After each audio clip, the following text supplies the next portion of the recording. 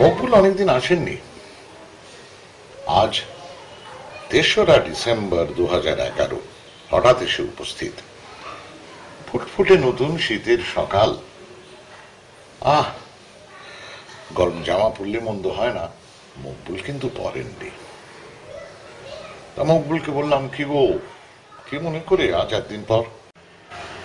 মকবুল বললেন, আগে কাউন্টারটা দাও, অনেকদিন দাওনি। এখন তো এনকাউন্টারের সময়, কাউন্টার আর কে দেবে তুমি ছাড়া? আমার দরদে একটা যজমান ছিল, ইদানিং তাদের দেখা পাচ্ছি না। সবাই কি কি লুকিয়ে পড়লো নাকি নাকি এনকাউন্টারে গেল বুঝতে পারছি না। বলো কেন যে এনকাউন্টার চলুক তার মতো করে, এসব আমরা কাউন্টারে থাকি কবির, কাউন্টারে থাকি। আসলে কি জানো কবির, এই ভাবছিলাম যে এদিকে তো রাজকন্যা মন্ত্রী না কি জানো মশের গুলি সুতো খেয়ে ফেলেছে, তাই শুনে নাকি তাই দেখে পাত্রমিত্র আক্কেল মক্কেল সবাই ছুটতে লেগেছে। পক্ষীরাজি যদি হবে, ন্যাজ নেই কেন? পক্ষীরাজি যদি হবে, ন্যাজ নেই কেন? কি জানো কবির, অনেককাল আগে গুন্টে গ্লাস একটা বই লিখেছিলেন, উপন্যাস, হুন্ডে ইয়ারে চকমারির বছরগুলো, দ্য ডগ ইয়ার্স। এখন আমরা সেরকমই এক হুন্ডে ইয়ারের সময় রয়েছি, মানে ঝকমারির সময়, বড় ঝকমারি। তোমার মনে আছে কবির, নেপালে কি হয়েছিল অনেকক্ষণ আগে, দশকখানেক আগে প্রায়। আমারও হিসেব ভুলে গেছে, তুমিও আজকাল আর দিনক্ষণ মনে রাখো না। আরো তো মনে রাখার দরকারই বাকি, আশা মনে থাকে। সে মনে আছে কোন একটা ভোট সভায় ত্যাগেন্দ্র মারল নগেন্দ্রকে, নগেন্দ্র মারল ভোগেন্দ্রকে, ভোগেন্দ্র মারল রাজেন্দ্রকে, রাজেন্দ্র মারল সর্বেন্দ্রকে, সর্বেন্দ্র মারল গোপেন্দ্রকে, গোপেন্দ্র মারল ইন্দ্রেন্দ্রকে, আর সে যে কাকে মারল কোনো ঠিক নেই। সবাইকে গুলি করে মেরে ফেলল, একজন দুজন বেঁচে গেল। এখন এই মুহূর্তে ব্যাপারটা দাঁড়িয়েছে একটা এরকম, এ তাকে ধরাচ্ছে, সে তাকে মারছে, ও বলছে একে নে, এ বলছে তাকে নে, এ বলছে ওকে ঠেলে ফেল, ও বলছে না না, আর সে বলছে,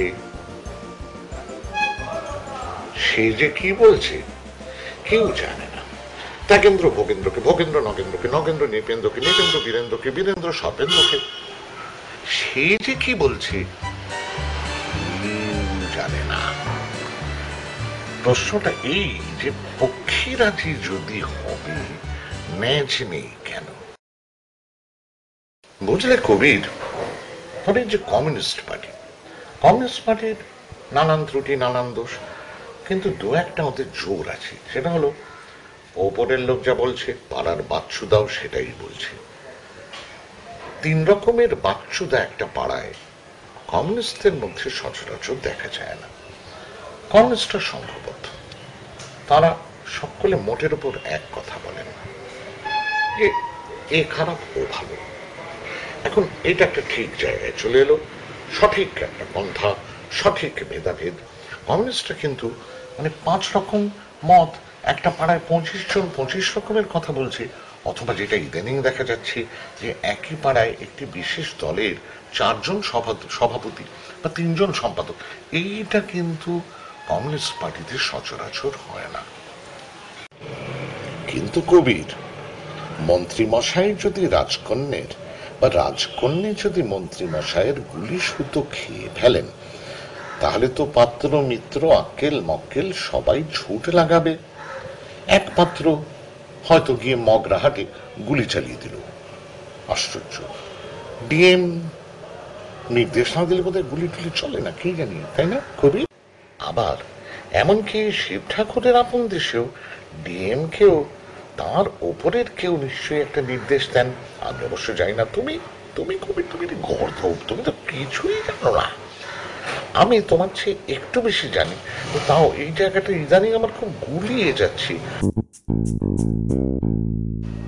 কোনো বিশেষ মুহূর্তে ঘটনাটা ঘটছে ধরো এইখানে, আর একজন রয়েছেন হোক্কাইডো, সেইখানে তিনি টেলিফোনে খবর পাচ্ছেন এবং তিনি দুঃখ করছেন, আহা হা হা, মারলে কেন, জ্যান্ত ধরলে পারতে, জাল দিয়ে বা কিছু একটা করে। আমি ঠিক জানি না, মানে এই ধরনের কথা শোনা যাচ্ছে।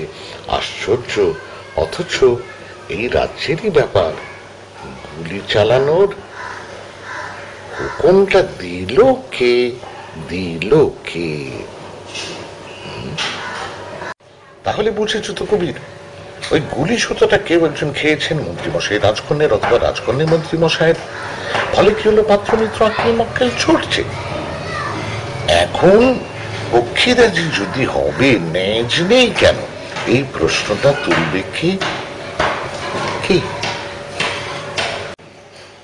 তুলবেন? জনগণ।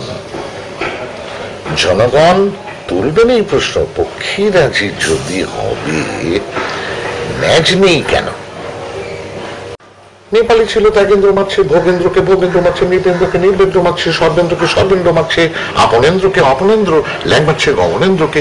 আর এখানে পূর্ণেন্দু, পূর্ণেন্দু হয়তো নবেন্দুকে দোষ দিচ্ছেন, নবেন্দু দিচ্ছেন পূর্ণেন্দুকে দোষ, নবেন্দুকে দোষ দিচ্ছেন আবার সর্বেন্দু, আবার সর্বেন্দুকে হয়তো দোষ দিচ্ছেন চন্দ্রবিন্দু।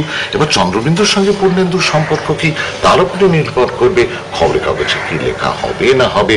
আর পুলিশ কাকে পুলিশ হেফাজতে না রেখে জেল হেফাজতে নিয়ে যাবে। আশ্চর্য ব্যাপার না করবে।